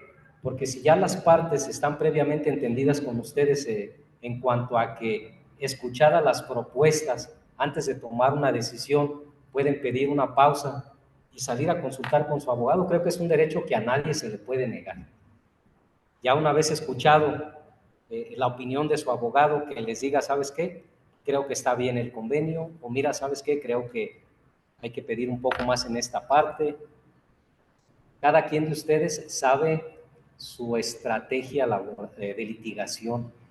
Ustedes, desde ese momento, ya van construyendo su teoría del caso, ¿verdad? Su hipótesis jurídica, fáctica y probatoria, ya más o menos la van eslabonando, la van encadenando. Entonces, yo creo que yo por lo menos me comprometo a hablar con la directora de la delegación Uruapan para ver si podemos sensibilizar ese tema. Gracias. Gracias. Tenemos una pregunta allá también.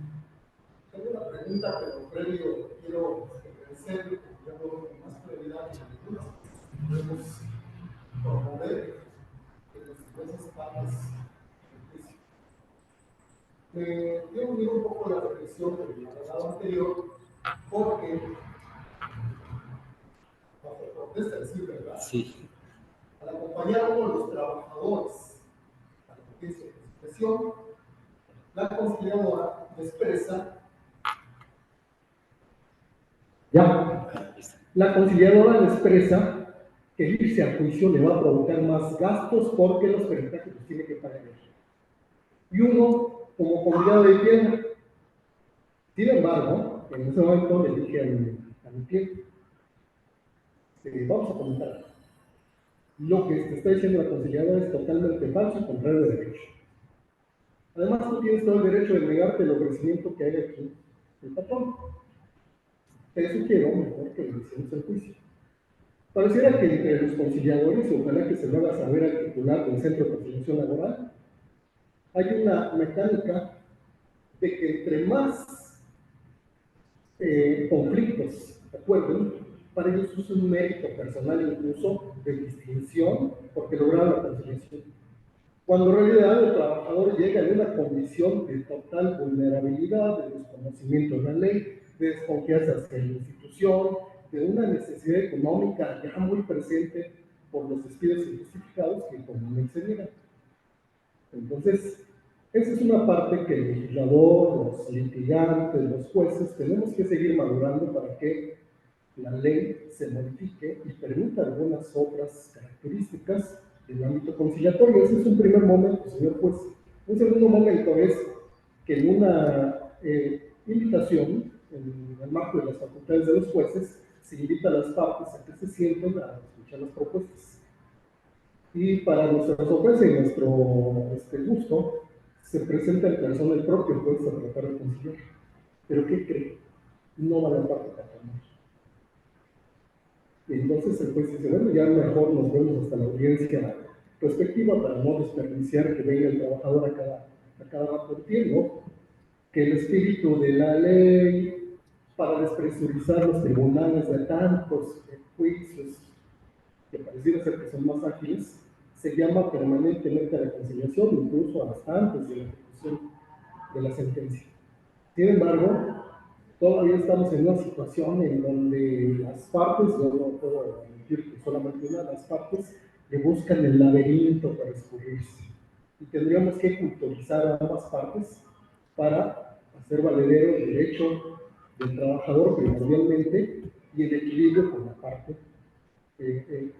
productiva, porque finalmente a eso se refiere la ley.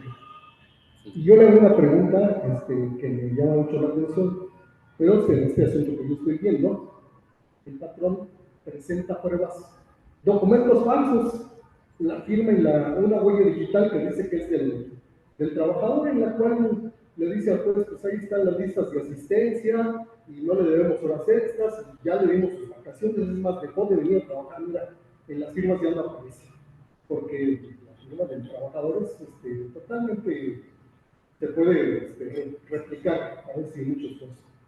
Y en ese sentido le advertimos al juzgador, el documento presentado por la patronal es falso. Denunciamos penalmente ante la fiscalía y además llamamos la atención para que usted tome en cuenta eso. Muy bien, ¿en qué momento el juzgador llama a hacer la pericial sobre el documento?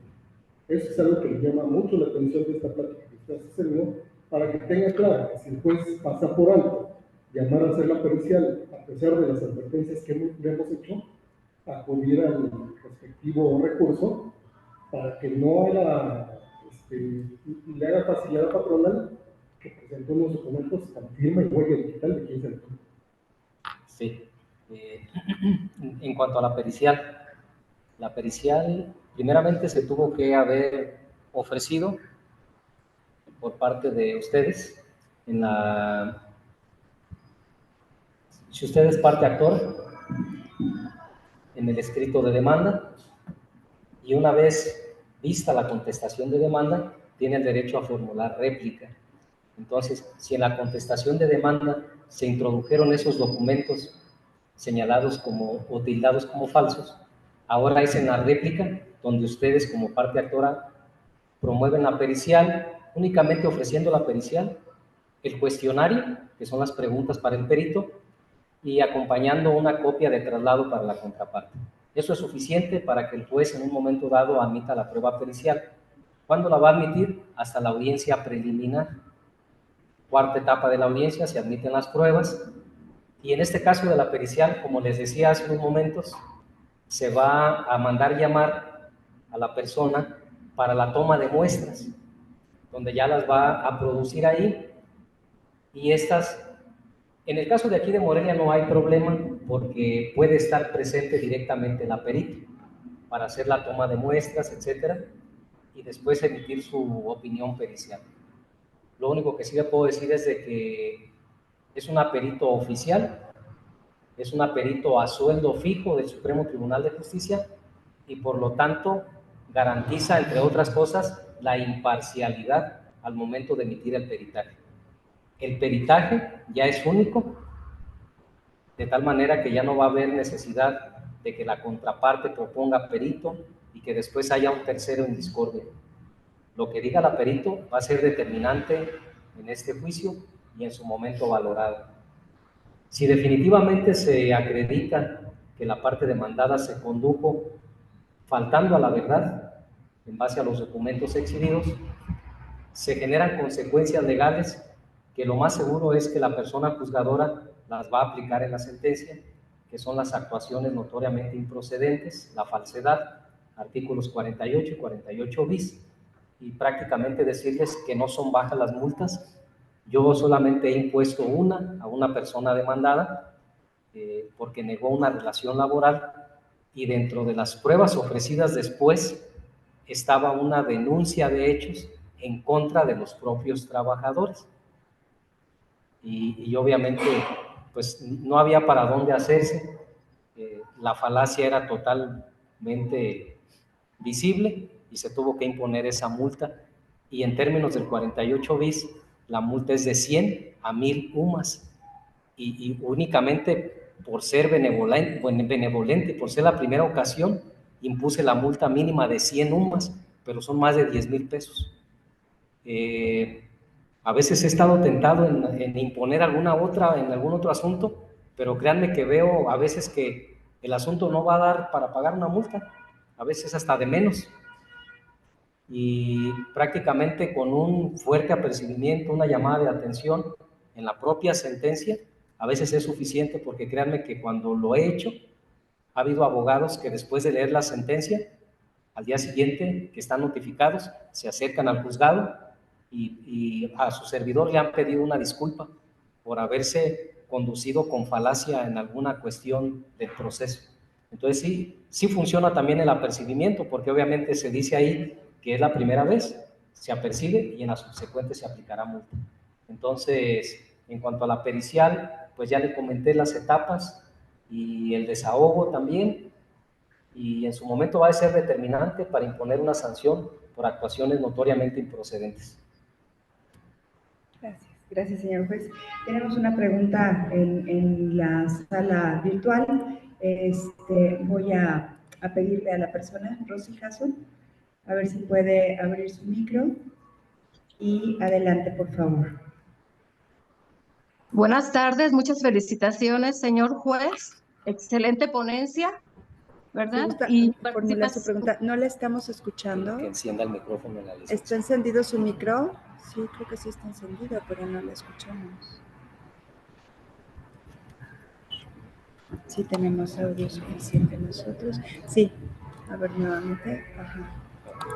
Si se queda ya activado. Ajá. Activar. A ver, Sí, adelante, buenas Rosy. tardes. A ver si la escuchamos. Sí, no, tardes. Porque tiene un problema con su equipo. Buenas tardes, señor juez. Sí. Voy a abrir el chat un momento para que pueda formular su pregunta ahí, Rosy. A ver, de nuevo, si gusta, ¿está abierto su micro desde acá?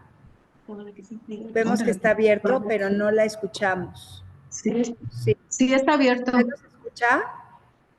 Sí los escuchamos. No se escucha. Algo pasa con su micro. Pero quizás usted lo tiene abierto. ¿Sí me escuchan? Bueno. Es la licenciada Rosa María Martínez Jasso, que fue procuradora de la defensa del trabajo en Uruapan. Como tengo su teléfono, le voy a marcar y ahorita que nos haga la pregunta, ¿verdad? Para que no se quede sin hacer su pregunta. Sí. No, es que no es eso, es que no su micro, creo que es el problema. Sí los estoy escuchando yo. Sí, porque tiene abierto el micro, pero no la oímos. A ver, ¿cómo es que se escucha? Entonces, ¿sí me escuchan?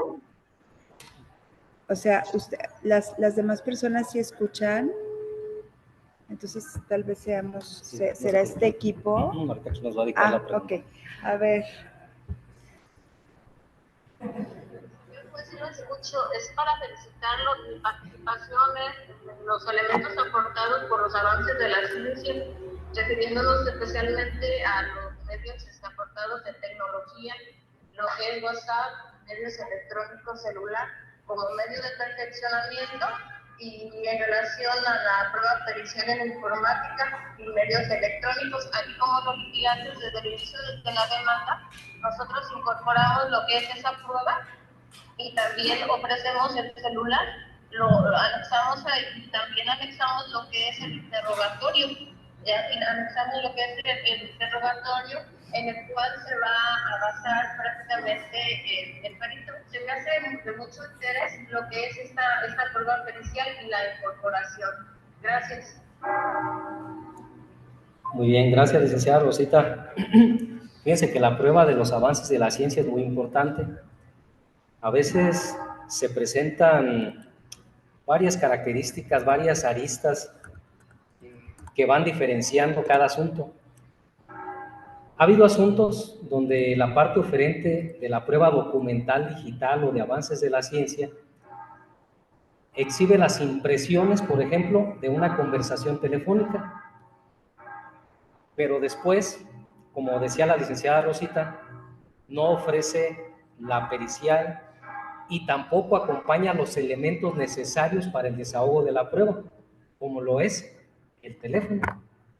Porque prácticamente en esta prueba se tiene que ofrecer también, se tiene que exhibir ante el tribunal las impresiones de la conversación telefónica y se tiene que exhibir el equipo de telefonía con la finalidad de que el perito en informática forense que nos decía la licenciada Rosita puede emitir un dictamen en cuanto a que esa conversación no ha sido alterada. Cuando ya el perito emite su dictamen en ese sentido, aunque la parte contraria haya negado esa conversación y realmente con esa prueba documental digital o de avances de la ciencia se acredite que efectivamente tuvo una participación activa y que esa información está auténtica e inalterada, hace una prueba plena en el asunto. Entonces es importante que ustedes, cuando ofrezcan la prueba de los avances de la ciencia, exhiban las impresiones, ofrezcan la pericial, por ejemplo en informática forense, para acreditar en base a un cuestionario que ustedes hagan que esa información está inalterada. Van a acompañar el equipo de telefonía o supongamos también que sea una prueba sobre algún equipo de videograbación en alguna fuente de trabajo. Pues también en algún momento dado ofrecer los elementos necesarios para ello o incluso bajo una protesta de decir verdad si están representando a una fuente de trabajo demandada y esos equipos, porque de repente hay ciertos equipos donde se toman los controles de asistencia con huellas, con datos biométricos, etcétera, no se pueden desinstalar y llevar al juzgado para una inspección o para una prueba, pero la podemos decretar ahí mismo. Nada más hay que procurar que no se alteren esos medios de información, que estén intactos para que un perito especialista en la materia nos pueda decir, en base a sus conocimientos especiales, que esa información está ahí, ¿verdad? Entonces, todo lo que sean avances de la ciencia están permitidos como prueba en el nuevo sistema de justicia laboral, únicamente hay que saber cómo ofertarlos.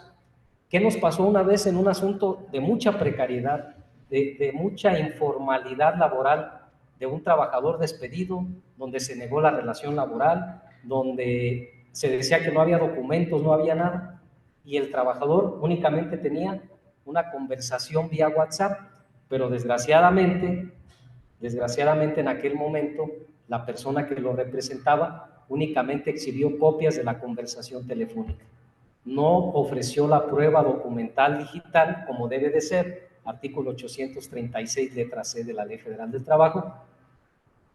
Para la parte contraria, en la audiencia preliminar, decía, solicito que se deseche, que se inadmita, que no se tome en cuenta. Yo le dije, no, la voy a tomar como prueba documental privada y vamos a ver con el resultado de las demás pruebas, a ver si se eslabona, a ver si se concatena con algún otro indicio. ¿Por qué? Porque estamos hablando de un contexto de total informalidad laboral, donde en base a una tesis reciente, basta con que el trabajador, cuando le niegan la relación laboral y hay un contexto de ese tipo, basta con que aporte indicios objetivos y razonables que lleven al tribunal a la razonable sospecha de que sí existe ese vínculo laboral. Entonces, si le niegan la relación laboral, pero hay ese contexto donde no hay contrato, no hay controles de asistencia, no hay nada y hay una total negativa de una parte patronal, de hecho el tribunal puede decretar medios de prueba en búsqueda de la verdad, del esclarecimiento de los hechos. Entonces, la negativa de la relación laboral a veces es arriesgada para los patrones y más en el nuevo sistema, porque podemos decretar pruebas para mejor proveer o en búsqueda de la verdad, con fundamento en el 782 de la ley. Entonces, de lo que comentaba la licenciada Rosita, así es esa prueba documental digital, avances de la ciencia, hay que saber ofrecerla, y cuando no, les digo, yo en aquel caso la admití como indicio, como documental privado, ¿verdad? Para no causarle una afectación a ese trabajador que prácticamente no tenía nada, y en ese momento pues también definitivamente la persona que lo representaba denotaba pues ahora sí que un desconocimiento en el nuevo sistema laboral, ¿verdad? Faltando al 685 bis de la ley, que dice que las partes tienen derecho a una debida representación. Gracias, señor juez. Bien, pues no tenemos ya una pregunta más. Sí, adelante, por favor. Mi pregunta es, cuando se desechan, como en una situación que las tarjetas checadoras las suspendieron o las quitaron y la persona nada más tenía fotos comprobando que sí había tenido esa tarjeta checadora, nunca se pudo comprobar que sí, más que un compañero de las personas que salieron, entonces nada más uno de ellos pudo conseguir una visita y no se le hicieron válida porque ya no estaba bien. Entonces, en ese caso, ¿cómo podríamos comprobar que sí hubo una tarjeta checadora en ese momento? Es importante, más a la pregunta que nos hace la compañera, es importante mencionar, recordar y traer a colación el artículo 784 de la Ley Federal del Trabajo, que en sus diferentes fracciones nos dice que cuando se suscite controversia en torno a la existencia del contrato, la jornada de trabajo, etcétera, etcétera, el pago de prestaciones, el disfrute de algunas condiciones de trabajo como lo son las vacaciones, etcétera. Cuando se suscita controversia sobre todo eso, la carga de la prueba es del patrón.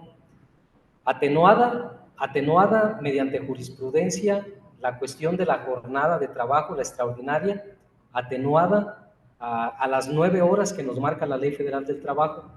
Cuando se reclaman más de 9 horas extraordinarias, pues obviamente el excedente de las 9, la carga probatoria es del actor. De las 9 para atrás, si se reclaman entre 1 y 9 horas, si el trabajador reclama esas horas y manifiesta haberlas laborado, y muchas veces la parte demandada contesta y dice, no es cierta la jornada, pero ¿qué cree? No tengo listas de asistencia.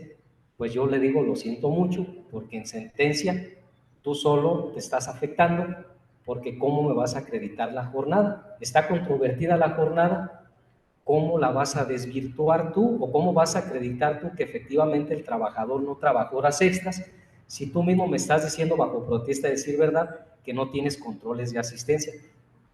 Es una práctica todavía común. De hecho, allá en Uruapan, ya en 2 ocasiones que he decretado una inspección en el lugar, curiosamente los controles de asistencia desaparecen cuando va la actuaria. Fíjense que hay que apegarnos mucho a los principios de lealtad, buena fe, veracidad, etcétera, etcétera, que nos enmarca el 685 de la Ley Federal del Trabajo. Yo he estado reflexionando un tema sobre todo cuando hay una negativa de la relación laboral o cuando se controvierte la jornada y se están pidiendo más de las 9 horas, se controvierte la jornada por el patrón y luego dice, y no hay controles de asistencia, es decir, no me puedes exigir, no me puedes requerir, porque no tengo. Fíjense que he estado yo pensando en instruir al actuario, pero para que se traslade al lugar prácticamente sin previo aviso, pero procurando que sea prácticamente el día de la audiencia de juicio. O sea, el día de la audiencia de juicio, coordinarme con la actuaria y pedirle, el día de la audiencia de juicio, preséntate en tal parte y ahí te quedas, porque vamos a hacer una videollamada aquí directamente desde la sala de audiencias, porque en ese momento vamos a llevar a cabo una inspección donde va a participar su servidor y va a ser vía remota, ¿verdad? ¿Para qué? Para que si ya en ese momento del desahogo de las pruebas, concluyendo las mismas, si todavía sigue controvertida la jornada, con fundamento en el 782, poder decretar en ese momento una inspección en la fuente de trabajo para verificar si existe o no los controles de asistencia, si existen o no algunas cámaras, etc. Lo he estado pensando y madurando para tratar de hacerlo de la mejor manera y sobre todo de una manera fundada y motivada para no causar un perjuicio y únicamente buscando el esclarecimiento de los hechos. Sí, licenciado. Sí, licenciado, gracias. Precisamente en relación a eso, circula en redes sociales, concretamente una red muy utilizada por los jóvenes, la manifestación de un abogado que asistió a una audiencia precisamente en uno de los tribunales federales, no preciso cuál, de esta ciudad, y esa idea que usted tiene de mandar en ese momento de la audiencia a la actuaria, la tuvo la licenciada. Y se va la actuaria, se constituye en el domicilio de la parte patronal, pero mientras tanto en el juzgado al abogado no se le permitió salir, para nada. Creo que pasaron un par de horas para que se solventara esa actuación y el abogado estaba ahí, hasta para salir al baño la titular instruyó que se la acompañara con personal de seguridad. El abogado presentó de manera posterior denuncia penal respectiva y sí queda la duda hasta qué punto ese tipo de determinación del titular de un tribunal laboral pudiera estar también siendo considerado como una privación de la libertad por no irnos a otros aspectos, ¿no? Porque ellos negaron precisamente la relación de trabajo, ofertaron el testimonio de algunos trabajadores, les negaron la existencia de los trabajadores y encomienda a la actuaria que se constituya, pero en el Inter no se les permitió, obviamente el uso del celular, pero más que eso, la movilidad en el interior del tribunal. Sí, fíjense que los principios son para maximizar las normas, las reglas, para eficientizarlas, etc. Hay disposición expresa en la Ley Federal del Trabajo cuando a una audiencia de juicio no acude una persona a un órgano de prueba, un absolvente o un testigo. Hay disposición expresa en el sentido de que a pesar de que en ese momento las partes, sobre todo la oferente, tiene el derecho de poder exhibir un certificado médico por lo menos, que como ya les dije hace rato, no se ratifican, pero puede exhibir un certificado médico y bajo protesta de decir verdad manifestar que esa persona está imposibilitada para acudir al juzgado al desahogo de esa prueba, pero también bajo protesta de decir verdad en ese momento y de acuerdo a la ley tiene que decir dónde está la persona en ese momento. Si está enferma, ¿dónde está? ¿Está recibiendo atención médica en un hospital público, privado, en su casa? ¿Dónde está? Entonces, ahí lo tiene que decir bajo protesta y decir verdad. Y en esos casos, ahí sí tengan mucho cuidado, porque hay disposición expresa en el sentido de que el tribunal en ese momento puede girar instrucciones a la actuaria para que se traslade al lugar donde le están diciendo que está la persona. Y si no está, obviamente, ya hay una falsedad. La consecuencia es, no está, iba a absolver posiciones, iba a participar en una confesional, sí, perfecto, se le declara confesa. La consecuencia es que se le declara confesa. Era una prueba ofrecida por ti, una testimonial, No está la persona ahí, la prueba se declara desierta, es decir, no se lleva a cabo en tu perjuicio, porque así está el apercibimiento desde la audiencia preliminar. Entonces allí, mucho cuidado, hay disposición expresa. Se complica cuando de repente dicen, no, pues es que la persona está en Guanajuato, en Querétaro, etcétera. Bueno, ahí ya tenemos que atender a la buena fe y a la lealtad procesal, al certificado médico y programar nueva fecha para esa prueba faltante. Pero en torno a lo que me manifiesta el abogado, obviamente en este tipo de asunto estaban en una audiencia preliminar todavía, no estaban en etapa de desahogo de pruebas, así que de cierta manera lo único que advierto yo es de que la titular trató de corroborar si se estaban apegando al principio de veracidad, únicamente. A mí no me ha tocado proceder en esos términos. Lo que sí les digo es que tenemos que apegarnos mucho a la veracidad en este nuevo sistema, porque hay disposición expresa para corroborar si alguien está o no está en determinado lugar, y también aplicar sanciones en caso de falta a la verdad. Entonces, es un sistema que nos invita mucho a la reflexión y sobre todo a dar resultados, a ser eficientes en cuanto a la labor que estamos desempeñando, obviamente en base también a los principios de imparcialidad, objetividad, etcétera, todo eso. Entonces, yo ahí quiero dejar ese tema para no, ya se encargarán algunas otras instancias. Gracias, señor juez, muchísimas gracias. Pues bueno, estamos aquí concluyendo esta charla muy interesante y pues yo quiero, a nombre de la Casa de la Cultura Jurídica de la Suprema Corte, hacer entrega al señor juez, y aquí lo vamos a mostrar también para quienes están, un reconocimiento. La Suprema Corte de Justicia de la Nación, a través de la Dirección General de Casas de la Cultura Jurídica, le otorga este reconocimiento a Fernando Fernández Castañeda por su participación como disertante en la mesa de análisis Reforma Constitucional en materia de justicia laboral, llevado a cabo el día 14 de mayo de 2024. Firma una servidora. Gracias. Gracias. Muchas gracias.